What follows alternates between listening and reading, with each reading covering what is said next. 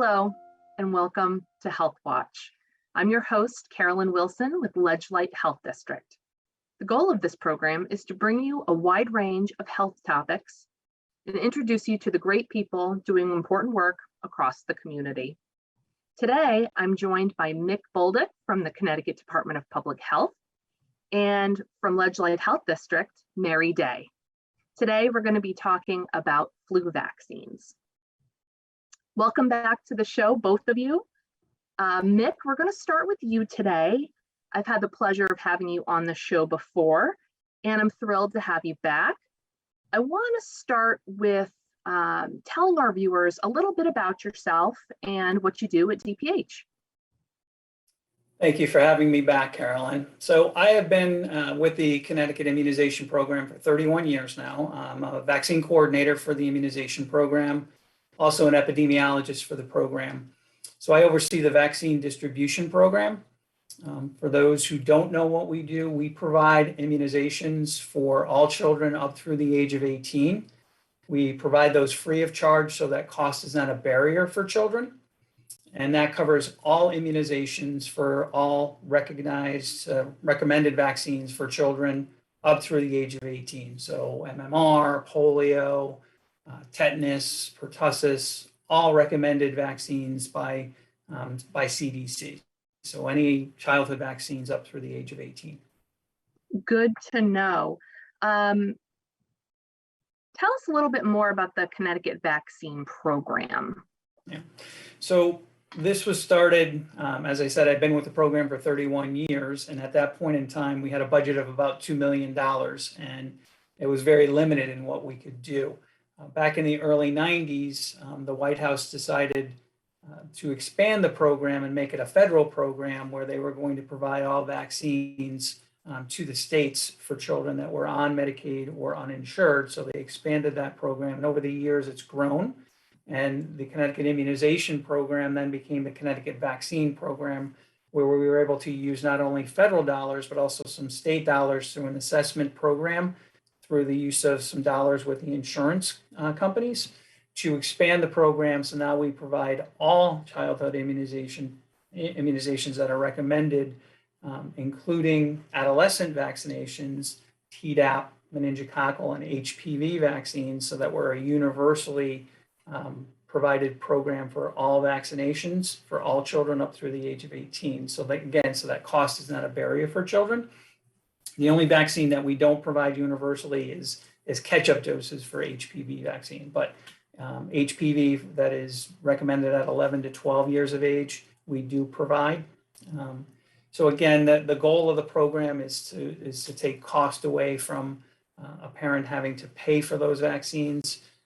The provider can bill the insurance for the administration fee, and they can bill an office visit to the insurance company, but the cost of the vaccine itself is free.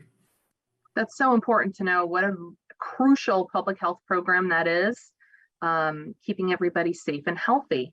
So as I mentioned in the beginning, today we're talking about flu. I can't believe it's already flu season, and we're ready to talk about this again.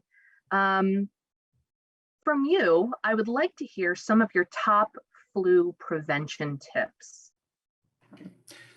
So we've been fortunate the last couple of years. We've had mild flu seasons, and a lot of that is due to COVID and people staying home, and really we've been fortunate in that we've had mild flu seasons. This year, we don't know if we're going to be so fortunate, but there are some things that people can do, simple things that people can do to avoid the flu. First and foremost, get vaccinated. Unfortunately, we don't have a great history in this country of taking advantage of the number one thing that we can do, which is to get the flu vaccine on an annual basis.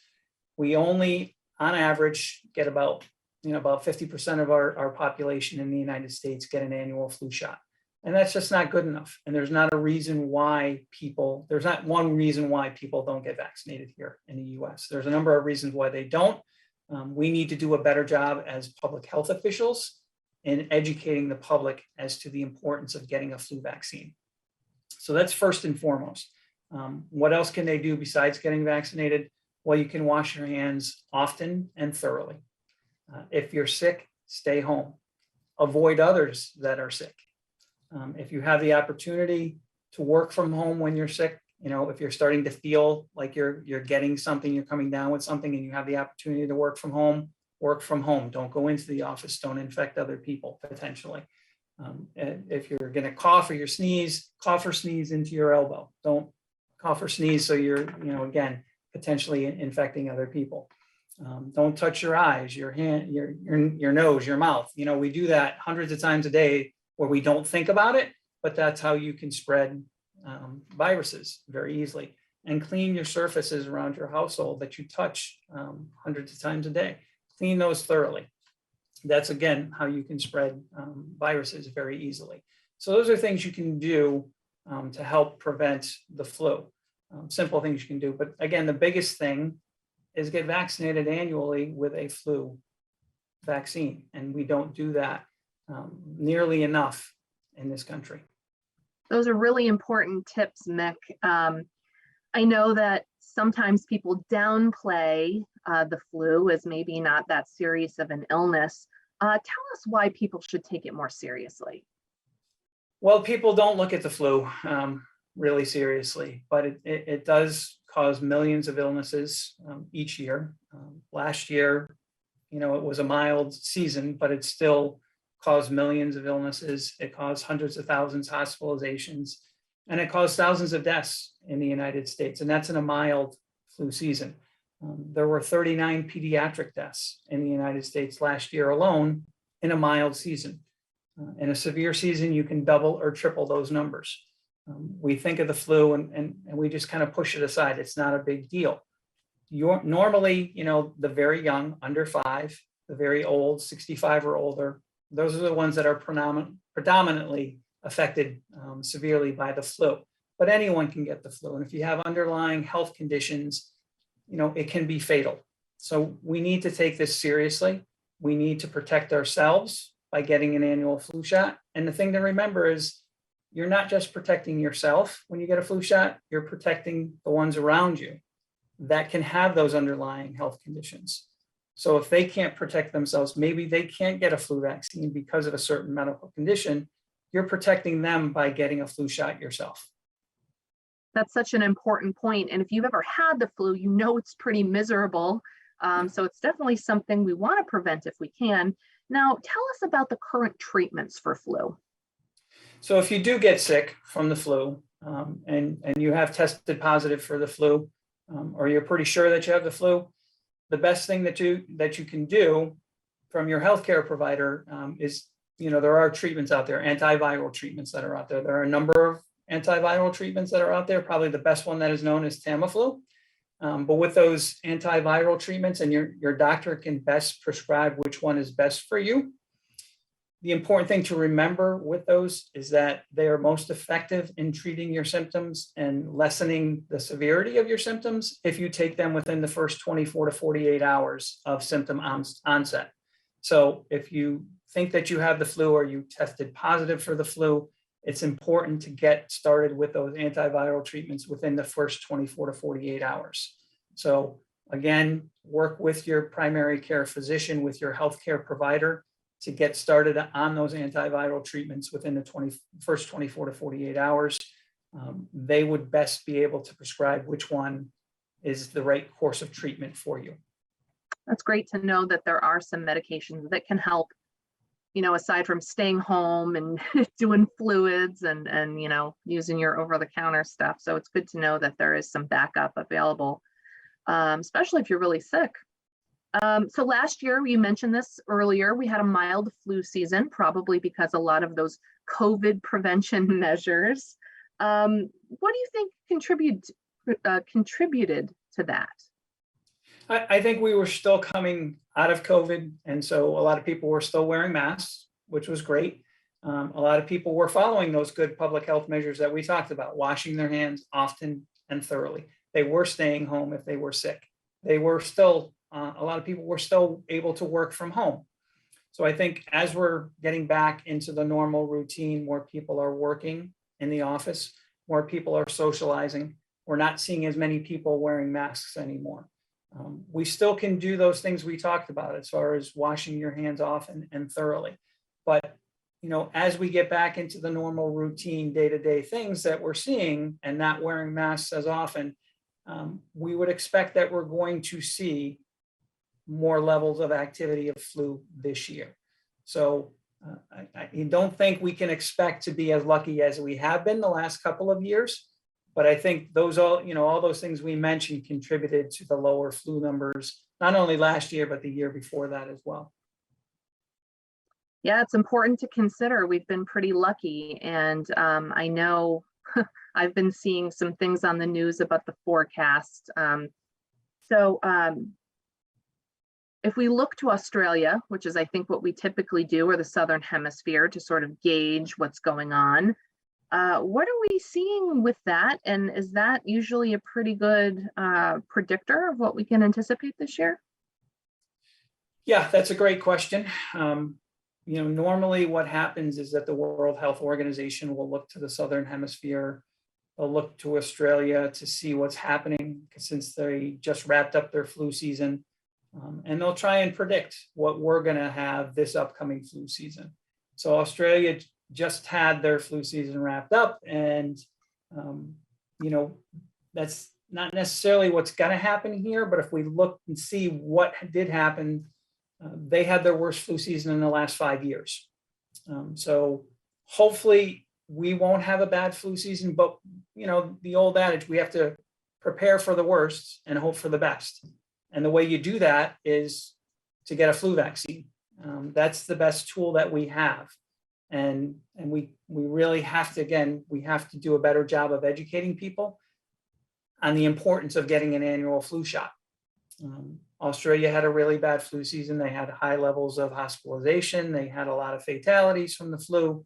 And so we don't, we're in public health. So we preach prevention. But unfortunately, we live in a society today where people don't act until they see that it's really bad. So we don't want to wait to have high levels of hospitalization and to see fatalities. Now is the perfect time for people to go out and get a flu shot. We're in early October. There's high levels of vaccine available. You're starting to see flu clinics, and you're starting to see pharmacies that are having clinics. Don't wait. Don't wait for flu activity to start in the state of Connecticut. Get your flu shot now. Be protected before we start to see a lot of high activity in the state.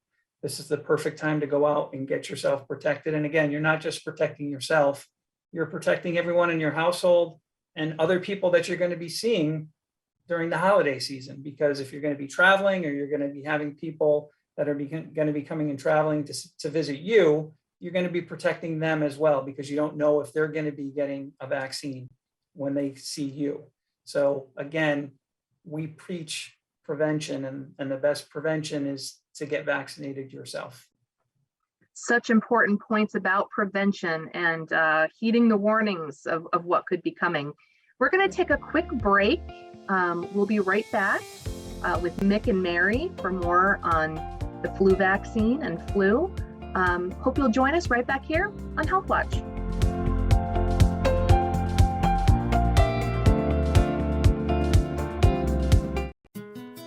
Flu can be very serious. A flu vaccine can keep you from getting sick with flu, helping protect you, your loved ones, and your community, including essential workers. Everyone 6 months and older should get the best available flu protection, a flu vaccine every year. #FightFlu. Learn more at cdc.gov/flu.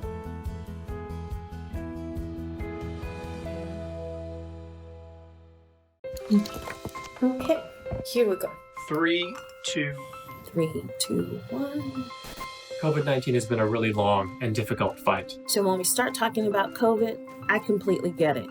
It's frustrating. We've all been impacted one way or another. The fight against COVID is also changing really quickly. And it's sometimes really hard to keep up. So here are a few things we know. We are not fighting the same virus from 2020. Right now, new variants are a lot more contagious and need to be taken seriously. Getting vaccinated and staying boosted is the best way to keep you protected from COVID-19 and help you stay out of the hospital. Even if you got COVID before, it's important that you go get your COVID booster. COVID vaccines are safe, Much safer than getting COVID-19. We all want this to end sooner than later. so go ahead and do things. Go out and live your life, but get vaccinated. Stay boosted. We can all do our part. And get back to living. You can go to getvaccineanswers.org for more information.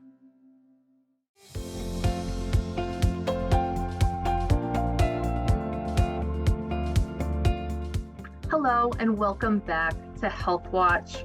I'm your host, Carolyn Wilson, and I'm so pleased to be here today with two awesome subject matter experts. We have Mick Bolduc from the Connecticut Department of Public Health, and we have Mary Day from Ledge Light Health District. And today we are talking about flu and flu vaccine. Before the break, we were talking with Mick a little bit about the importance of prevention.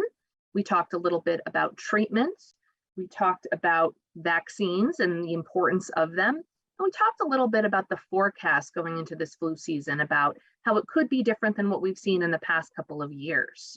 So all important stuff. Mick, I want to tie things up with you, talking a little bit about myths and facts about flu and flu vaccine. I'm sure you've heard it all. I'm sure there's a lot of unfortunate misinformation out there. What can you clear up for us about flu and flu vaccine? Well, I think the biggest myth that we always hear from people that call in, and one of the reasons why they don't get vaccinated, is they think that the flu vaccine causes flu. And so we hear that every single year. People will say, I'm never going to get the flu vaccine again because I got the flu vaccine and then I got the flu. Well, the flu vaccine doesn't give you the flu. They may have gotten the flu vaccine and then a couple of days later, they got the flu, but they were exposed to the flu before they got the flu vaccine.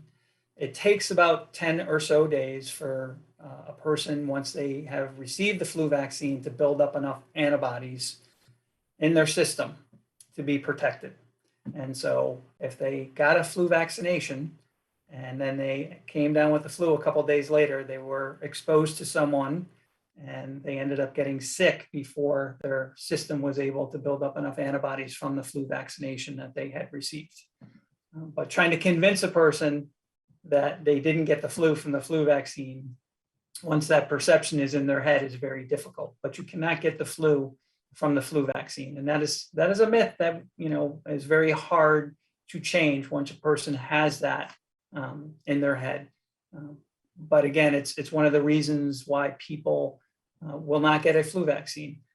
One of the other battles that we have in convincing people to get a flu vaccination is the vaccine effectiveness of the flu vaccine. When we look at especially with childhood vaccines, we have high vaccine effectiveness, especially if you look at measles vaccine. 2 doses of measles vaccine is well into the upper 90s in protecting children from getting measles. But if you look at the annual rates of vaccine effectiveness for flu, it's somewhere usually around 40% or 50%, or maybe in a good year around 60%.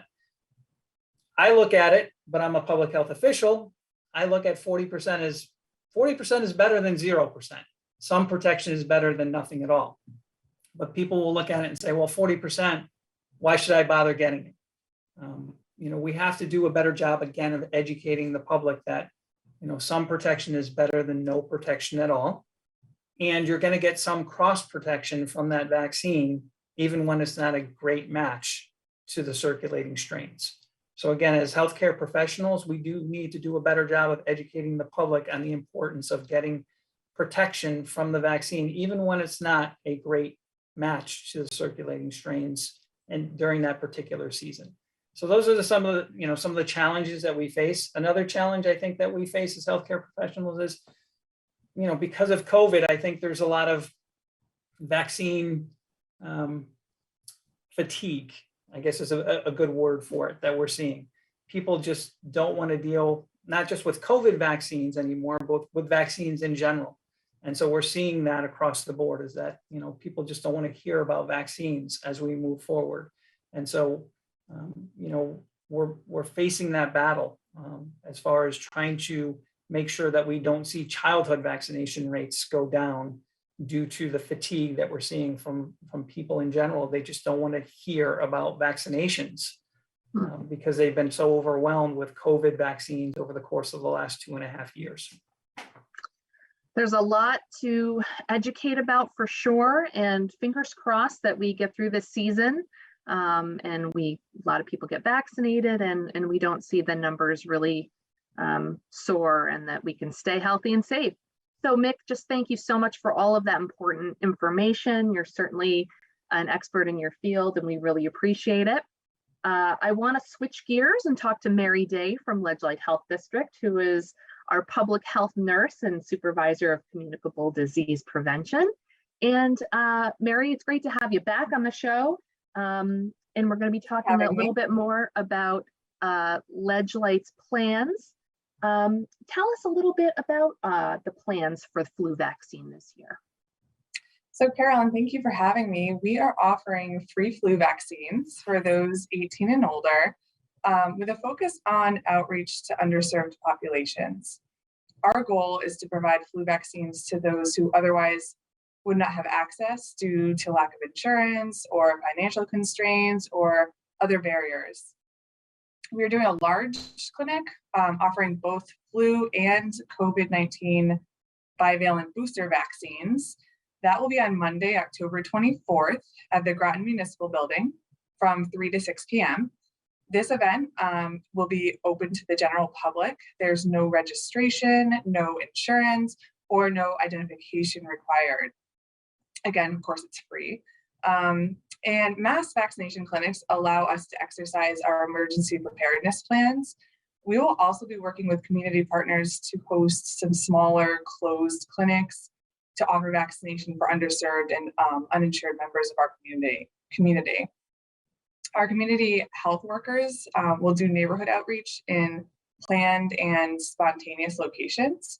Please check our website, www.lhd.org, and social media pages for updates on these events. Also, Ledgelight will be participating in National Influenza Vaccine Awareness Week, December 5th through 9th. So check our website and social media pages again for some important information and resources. You may even see us out and about in the community this fall. So if you do see us, come say hello, pick up some information on a variety of life-saving preventative vaccines.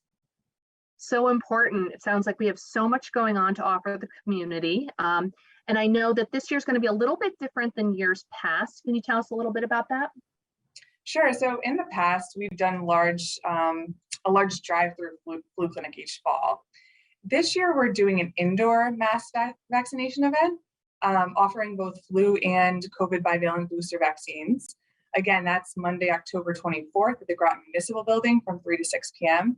Logistically, it'll be a little easier than a drive-through clinic as we're offering 2 different vaccines, and we also need an area for observation for those who are getting a COVID booster. Right. And, I'll tell you, I had some questions about getting the COVID booster and the flu vaccine. Are there any guidelines for people who want both this year? Yes. So we typically see waves of COVID cases as the weather gets colder and as we head into the holiday season. And it's also predicted to be a bad flu season. So there is no time needed in between flu and COVID vaccines. You can even get both vaccines on the same day if you want to.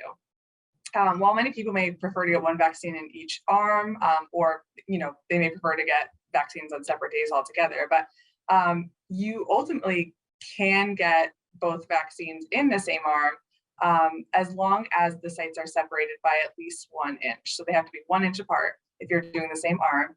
And you can expect that arm may be more sore than usual because you've had 2 vaccines. But it can be done. There's no time needed in between COVID and flu vaccines or, the COVID booster and any other vaccine. Good to know. That's really important. I bet you that's on the top of some people's mind. I know it was a question of mine. So we know we have these great flu clinics that Ledgelight puts on. We're so fortunate to have a large medical reserve corps, also known as MRC. Tell us a little bit about their involvement in our flu clinics. So the Medical Reserve Corps is made up of both medical professionals and non-medical volunteers. Together with Ledgelight Health District staff, MRC volunteers help deliver public health services to our community. They participate in vaccination clinics, blood pressure screening events, emergency preparedness drills, exercises, and trainings, just to name a few. They're a wonderful group of people. They're extremely kind and dedicated individuals, and they have a wide range of skills.